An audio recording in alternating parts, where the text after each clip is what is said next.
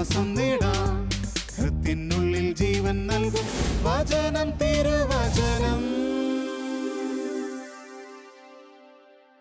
ദൈവനാമത്തിന് മഹത്വമുണ്ടാകട്ടെ എന്ന് പ്രാർത്ഥിക്കുകയാണ്.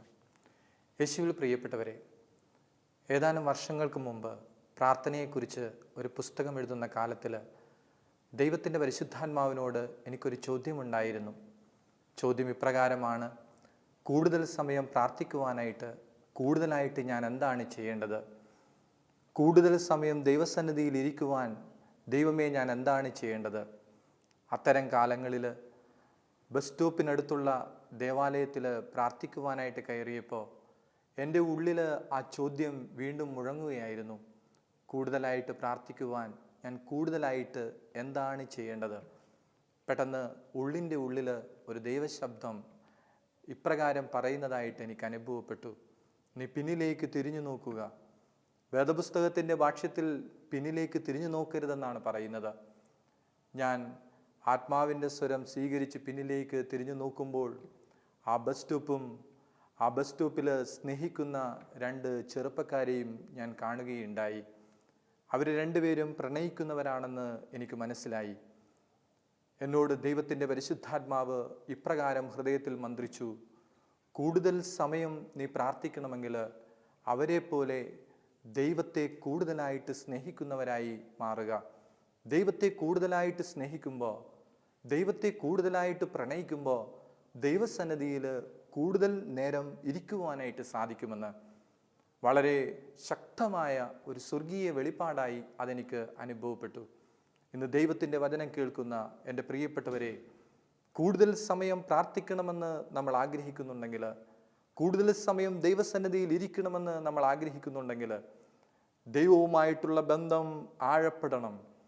ധ്യാനങ്ങൾ തുടങ്ങിയ കാലം മുതൽ ഓരോ ധ്യാനം തുടങ്ങുമ്പോഴും ദൈവം സ്നേഹമാണെന്ന് പറഞ്ഞുകൊണ്ടാണ് ധ്യാനങ്ങൾ ആരംഭിക്കുന്നത്.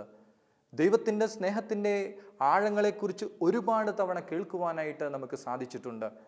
എങ്കിലും ഒരു ചോദ്യം എൻ്റെ ഉള്ളിലേക്ക് വരികയാണ്: ദൈവം നമ്മളെ സ്നേഹിക്കുന്നുണ്ട്, എന്നാൽ നമ്മൾ ദൈവത്തെ സ്നേഹിക്കുന്നുണ്ടോ?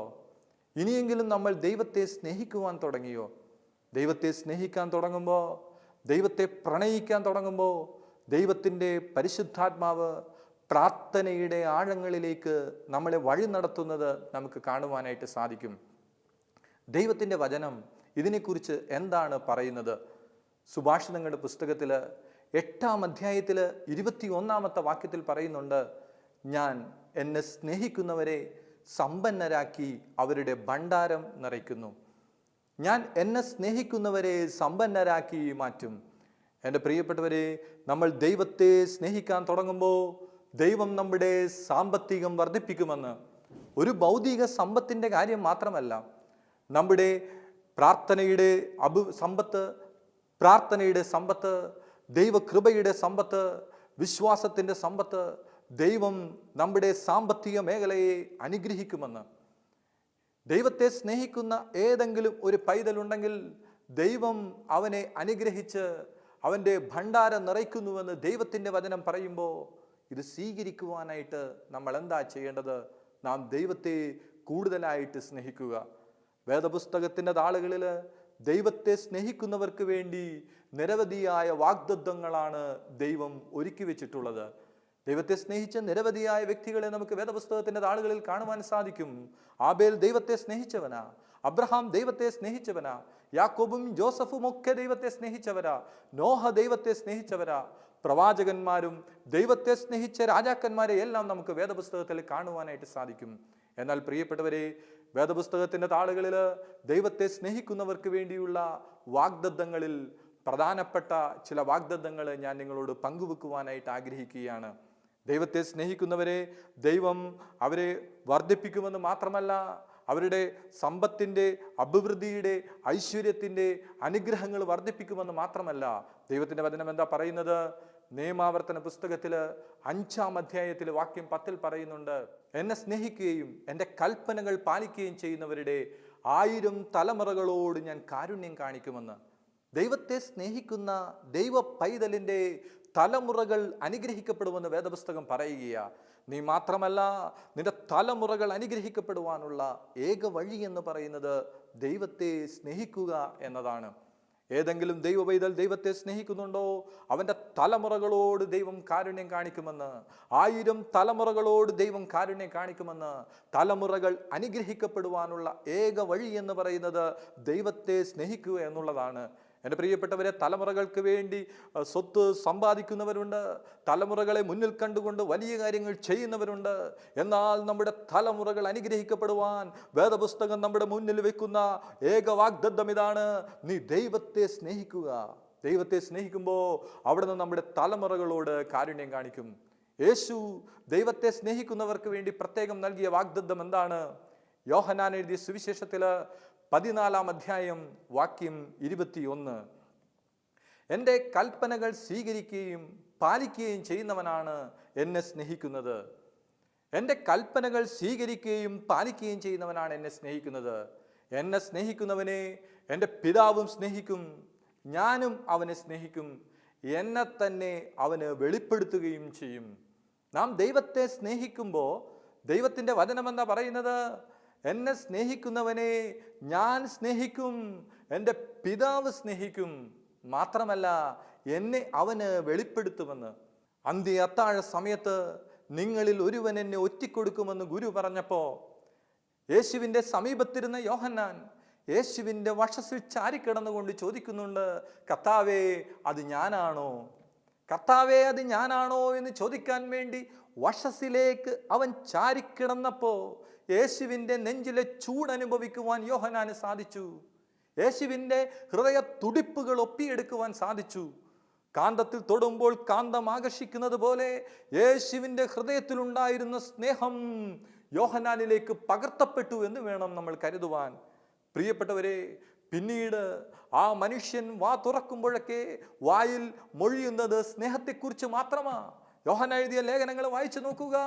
സ്നേഹത്തെക്കുറിച്ച് മാത്രമാണ് ആ ദൈവ മനുഷ്യന് പറയുവാനായിട്ട് സാധിക്കുന്നത്. എന്തിനു പറയണ? ആ സ്നേഹത്തിൻ്റെ ആഴം അനുഭവിച്ച യോഹന്നാൻ ഗദസമനിലെ പ്രാർത്ഥനയ്ക്ക് ശേഷം പടയാളികൾ യേശുവിന് ചുറ്റും കൂടിയപ്പോൾ ശിഷ്യരെല്ലാം ഓടി ഒളിച്ചു. എന്നാൽ പ്രിയപ്പെട്ടവരെ, യോഹന്നാൻ എന്ന് പറയുന്ന ആ സ്നേഹത്തിൻ്റെ അപ്പോസ്തലൻ യേശുവിൻ്റെ അടുത്തു നിന്ന് ഓടിയില്ല. കുരിശിൻ ചുവട് വരെ യേശുവിനെ അനുഗമിക്കുവാനായിട്ട് യോഹന്നാന് സാധിച്ചു. എന്തുകൊണ്ട്? അത്രമാത്രം ആ ദൈവ മനുഷ്യൻ യേശുവിനെ സ്നേഹിച്ചു. അത്രമാത്രം സ്നേഹിച്ചത് കൊണ്ടാണ് കുരിശിൻ ചുവട്ടിൽ നിൽക്കുന്ന ഏക ശിഷ്യൻ യോഹന്നാനാ. അതുകൊണ്ടാണല്ലോ യേശു യോഹന്നാനെ ചൂണ്ടിയിട്ട് പറഞ്ഞത്: യോഹന്നാനെ, ഇതാ നിന്റെ അമ്മ. അമ്മയെ ചൂണ്ടിയിട്ട് പറഞ്ഞത്: ഇതാ നിന്റെ മകനെന്ന്. എന്നിട്ട് എന്ത് സംഭവിച്ചു? മതപീഡനത്തിന്റെ നാളുകളിൽ അപ്പോസ്തലന്മാര് വ്യത്യസ്തമായ പീഡനങ്ങളിലൂടെ കടന്നു പോകേണ്ടി വന്നപ്പോ യോഹന്നാൻ എന്ന് പറയുന്ന ദൈവ മനുഷ്യന് അനുഭവിക്കേണ്ടി വന്ന പീഡനം എന്താ? പാത്മോസിന്റെ ഏകാന്തതയിലേക്ക് യോഹന്നാനെ നാടുകടത്തുകയാണ്. ആ പാത്മോസിന്റെ ഏകാന്തതയിൽ ഒറ്റപ്പെട്ടവനായി ഏകനായിട്ട് കഴിയേണ്ടി വന്ന ആ ദൈവ മനുഷ്യന്റെ മുന്നിലേക്ക് സ്വർഗം ഇറങ്ങി വരികയാണ്. അവൻ്റെ ഏകാന്തതയിലേക്ക് സ്വർഗം ഇറങ്ങി വന്നു എന്ന് മാത്രമല്ല, കണ്ണുകൊണ്ട് ഇതുവരെ കാണാത്ത, ചെവി കൊണ്ട് ഇതുവരെ കേൾക്കാത്ത സ്വർഗീയ വെളിപ്പാടുകൾ ആ ദൈവ മനുഷ്യന്റെ മുമ്പിൽ ദൈവം വെളിപ്പെടുത്തുകയാണ്. എൻ്റെ പ്രിയപ്പെട്ടവരെ, എന്ത് മനസ്സിലായി? നമ്മളിപ്പോൾ വായിച്ചല്ലോ, എന്നെ സ്നേഹിക്കുന്നവനെ ഞാനും സ്നേഹിക്കും, എൻ്റെ പിതാവും അവനെ സ്നേഹിക്കും, എന്നെ അവന് വെളിപ്പെടുത്തും. വെളിപാടുകളുടെ ആഴങ്ങളിലേക്ക് യോഹന്നാൻ എന്ന് പറയുന്ന ദൈവ മനുഷ്യനെ ദൈവത്തിൻ്റെ പരിശുദ്ധാത്മാവ് കൂട്ടിക്കൊണ്ടുപോയത് എന്തുകൊണ്ടാ? ആ മനുഷ്യൻ അത്രമാത്രം സ്നേഹിച്ചത് കൊണ്ടാണ്. ദൈവത്തിൻ്റെ വചനം സ്വീകരിക്കുന്ന പ്രിയപ്പെട്ട ദൈവ പൈതലേ, നിന്റെ ജീവിതത്തിൽ ദൈവത്തെ നിനക്ക് സ്നേഹിക്കാൻ സാധിച്ചിട്ടുണ്ടോ?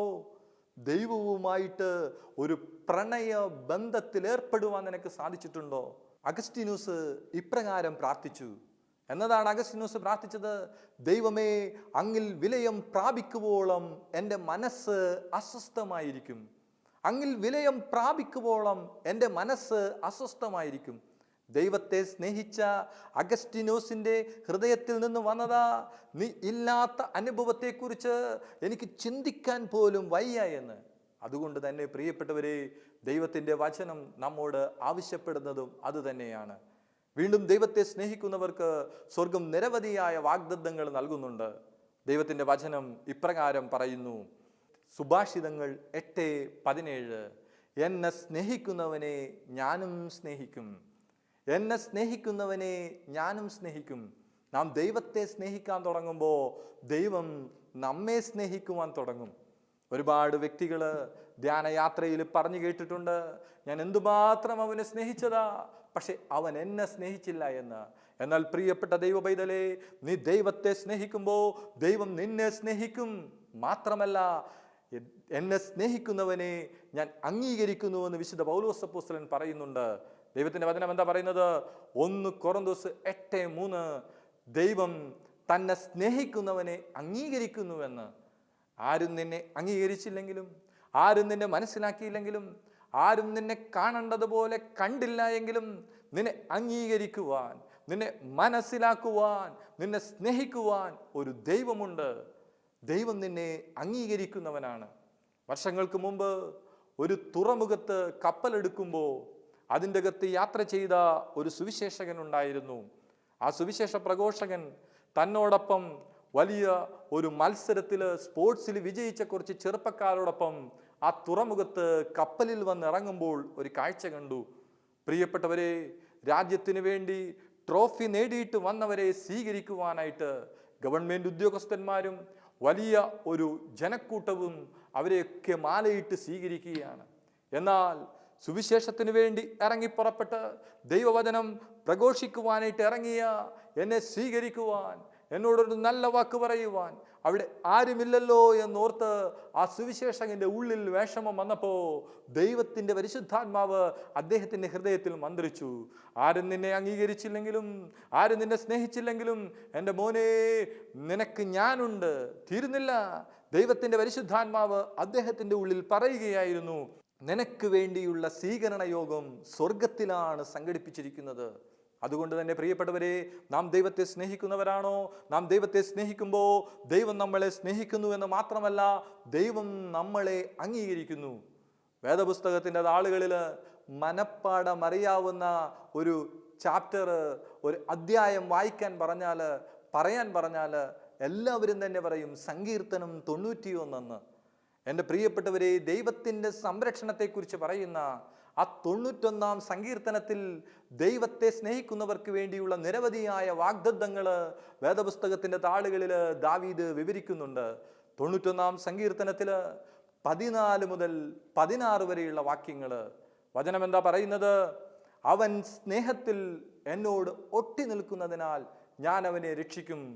അവൻ എൻ്റെ നാമമറിയുന്നത് കൊണ്ട് ഞാൻ അവനെ സംരക്ഷിക്കും. അവൻ എന്നെ വിളിച്ചപേക്ഷിക്കുമ്പോൾ ഞാൻ ഉത്തരമരുളും. അവൻ്റെ കഷ്ടതയിൽ ഞാൻ അവനോട് ചേർന്ന് നിൽക്കും. ഞാൻ അവനെ മോചിപ്പിക്കുകയും മഹത്വപ്പെടുത്തുകയും ചെയ്യും.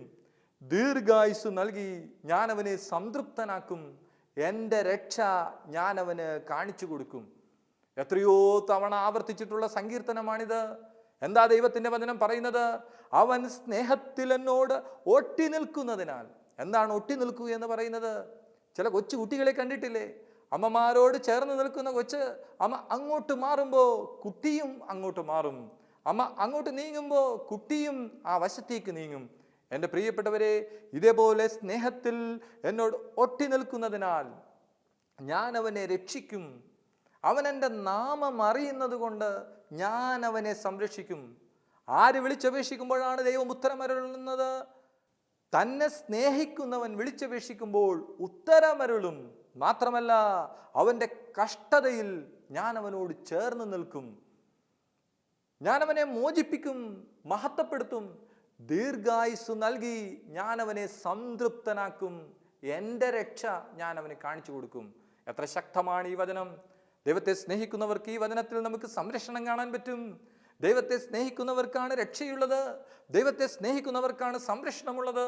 ദൈവത്തെ സ്നേഹിക്കുന്നവർക്കാണ് ദൈവത്തിൻ്റെ കരുതൽ അനുഭവിക്കുവാനായിട്ട് സാധിക്കുന്നത്. ദൈവത്തെ സ്നേഹിക്കുമ്പോൾ ഇതൊക്കെ ദൈവം നമുക്ക് സൗജന്യമായിട്ട് നൽകുകയാണ്.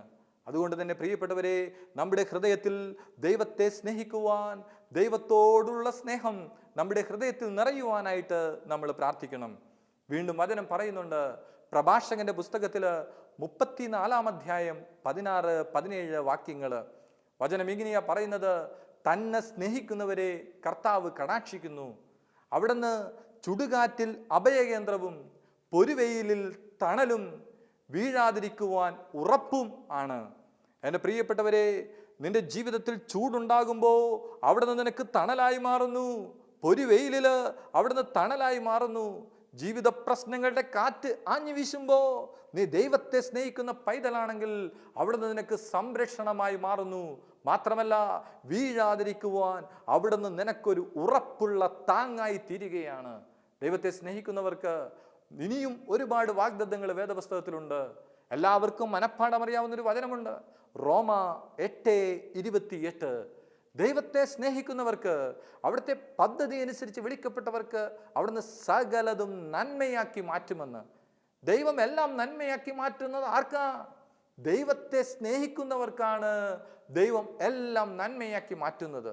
നിന്റെ ജീവിതത്തിൽ തകർച്ചകൾ ഉണ്ടാകാം, കഷ്ടതകൾ ഉണ്ടാകാം, പ്രശ്നങ്ങൾ ഉണ്ടാകാം. പക്ഷേ നീ ദൈവത്തെ സ്നേഹിക്കുന്ന പൈതലാണോ, ദൈവം നിന്റെ ജീവിതത്തിൽ എല്ലാം നന്മയാക്കി മാറ്റുന്നവനാണ്. എൻ്റെ പ്രിയപ്പെട്ടവരെ, ദൈവത്തെ സ്നേഹിക്കുന്നവർക്ക് വേണ്ടി ദൈവത്തിൻ്റെ പരിശുദ്ധാത്മാവ് എന്താ പറയുന്നത്?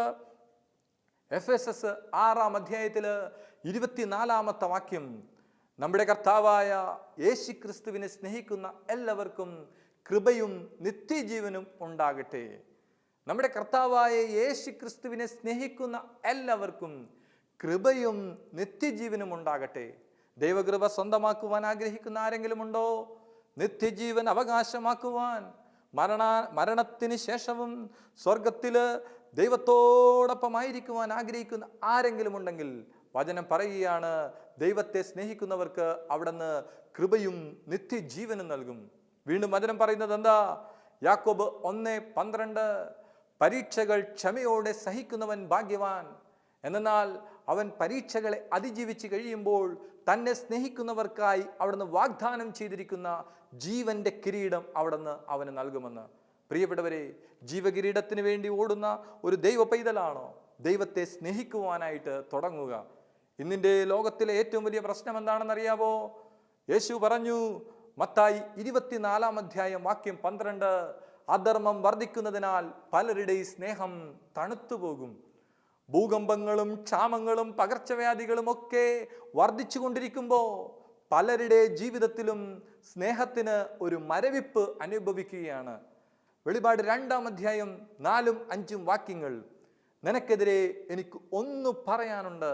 നിനക്ക് ആദ്യമുണ്ടായിരുന്ന സ്നേഹം നീ കൈവെടിഞ്ഞു. അതിനാൽ നീ ചിന്തിക്കുക, എവിടെയാണ് നിനക്ക് തെറ്റുപറ്റിയതെന്ന്. അനുദപിച്ച് ആദ്യത്തെ പ്രവൃത്തികൾ ചെയ്യുക, അല്ലെങ്കിൽ ഞാൻ നിന്റെ അടുത്ത് വരികയും ദീപപീഠം അതിൻ്റെ സ്ഥലത്തു നിന്ന് മാറ്റിക്കളയുകയും ചെയ്യും. പ്രിയപ്പെട്ട ദൈവ പൈതലേ, നിനക്കെതിരെ എനിക്ക് ഒന്ന് പറയാനുണ്ട്. നിനക്ക് ആദ്യമുണ്ടായിരുന്ന സ്നേഹം, ധ്യാനം കൂടിയ കാലങ്ങളിൽ, ദൈവത്തെ അനുഭവിച്ച കാലങ്ങളിൽ പ്രാർത്ഥിക്കുവാനായിട്ട് രാത്രിയിൽ ഉണരുമായിരുന്നു. എത്രയോ മണിക്കൂറുകൾ പ്രാർത്ഥിച്ചിട്ടുണ്ട്. തുറന്ന വേദപുസ്തകവുമായിട്ട് കയ്യിൽ ജപമാലയും എന്തി തീഷ്ണതയേറിയ ഒരു കാലം എല്ലാവരുടെ ജീവിതത്തിലുണ്ട്. എന്നാൽ വചനം പറയുകയാണ്, നിനക്കാദ്യമുണ്ടായിരുന്ന സ്നേഹം നീ കൈവിടിഞ്ഞു. അതുകൊണ്ട് അനുദപിക്കുക, ആദ്യത്തെ പ്രവൃത്തികൾ ചെയ്യുക. വീണ്ടും വചനം പറയുന്നുണ്ട്, പ്രിയപ്പെട്ടവരെ, യേശു ഉയർത്തെഴുന്നേറ്റതിന് ശേഷം പ്രിയപ്പെട്ട ശിഷ്യനായ പത്രോസിനോട് ചോദിക്കുന്ന ഒരു ചോദ്യം, യോഹന്നാന്റെ സുവിശേഷം 21 വാക്യം 15 നമ്മൾ കാണുന്നുണ്ട്. യേശു ശിമിയോൻ പത്രോസിനോട് ചോദിച്ചു, യോഹന്നാന്റെ പുത്രനായ ശിമിയോനെ, ഇവരെക്കാൾ അധികമായി നീ എന്നെ സ്നേഹിക്കുന്നുവോ? ഇവരെക്കാൾ അധികമായി നീ എന്നെ സ്നേഹിക്കുന്നുവോ? യോഹന്നാൻ ഉപകർത്താവേ എന്ന് മറുപടി പറയുമ്പോൾ 3 തവണ ഇതേ ചോദ്യം അവിടെ നിന്ന് ആവർത്തിക്കുകയാണ്. ഇവരെക്കാൾ അധികമായി നീ എന്നെ സ്നേഹിക്കുന്നുവോ? പ്രിയപ്പെട്ടവരെ, ദൈവത്തെ സ്നേഹിക്കുന്നുണ്ടെങ്കിൽ നമുക്ക് പറയാൻ സാധിക്കട്ടെ, എല്ലാവരെക്കാളും അധികമായി ദൈവമേ ഞാൻ നിന്നെ സ്നേഹിക്കുന്നുവെന്ന്, എല്ലാവരെക്കാളും അധികമായി ഞാൻ നിന്നെ സ്നേഹിക്കുന്നുവെന്ന്. നാം ദൈവത്തെ എങ്ങനെ സ്നേഹിക്കണമെന്നാണ് വേദപുസ്തകം ആഗ്രഹിക്കുന്നത്. നാം ദൈവത്തെ എങ്ങനെയാണ് സ്നേഹിക്കേണ്ടത്? വചനം ഇങ്ങനെ പറയുന്നു, ലൂക്ക 10:27 വാക്യം, നീ നിന്റെ ദൈവമായ കർത്താവിനെ പൂർണ്ണ ഹൃദയത്തോടും പൂർണ്ണ ആത്മാവോടും പൂർണ്ണ മനസ്സോടും സർവശക്തിയോടും കൂടെ സ്നേഹിക്കുക.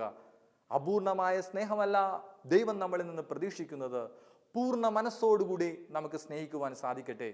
മാത്രമല്ല, എന്നെക്കാളധികം പിതാവിനെയോ മാതാവിനെയോ സ്നേഹിക്കുന്നവൻ എനിക്ക് യോഗ്യനല്ല, എന്നെക്കാളധികം പുത്രനെയോ പുത്രിയെയോ സ്നേഹിക്കുന്നവനും എനിക്ക് യോഗ്യനല്ല. അതുകൊണ്ട് പ്രിയപ്പെട്ടവരെ, ദൈവത്തെ പ്രണയിക്കുന്നവരായി മാറുവാനായിട്ട് നമുക്ക് ആഗ്രഹിക്കാം. ദൈവത്തെ സ്നേഹിച്ചുകൊണ്ട് വിശുദ്ധിയിലേക്ക് ഉയർത്തപ്പെട്ട കൊച്ചുത്രേസ്യയെ പോലെ, ദൈവത്തെ സ്നേഹിച്ചുകൊണ്ട് സുവിശേഷത്തിന് വേണ്ടി ഇറങ്ങിത്തിരിച്ച അനേകം മിഷണറിമാരെ പോലെ നമുക്കും പറയാം, ദൈവമേ ഞാൻ അങ്ങയെ സ്നേഹിക്കുന്നു. എല്ലാവരെക്കാളും അധികമായി, എല്ലാറ്റിനേക്കാളും അധികമായി ദൈവമേ ഞാൻ നിന്നെ സ്നേഹിക്കുന്നു എന്ന് നമുക്ക് പറയാം. അപ്പോൾ ദൈവം നമ്മളോട് പറയും, നീ എന്നെ സ്നേഹിക്കുന്നുവോ? എൻ്റെ കുഞ്ഞാടുകളെ മേയ്ക്കുക. നീ എന്നെ സ്നേഹിക്കുന്നുവോ? എൻ്റെ കൽപ്പനകൾ പാലിക്കുക. സുവിശേഷവേല ദൈവത്തെ സ്നേഹിക്കുന്നവൻ്റെ ഉത്തരവാദിത്തമാണ്. ആദ്യമേ ദൈവത്തെ സ്നേഹിച്ചു തുടങ്ങുക. അവിടുന്ന് നമ്മളെ സ്നേഹിക്കുമെന്ന് മാത്രമല്ല, തൻ്റെ വയലിലേക്ക് അവിടുന്ന് നമ്മളെ സ്വീകരിക്കുകയും ചെയ്യും. ദൈവമേ ഞാൻ നിന്നെ സ്നേഹിക്കുന്നു. ഇത് തന്നെയാകട്ടെ നമ്മുടെ പ്രാർത്ഥനയും.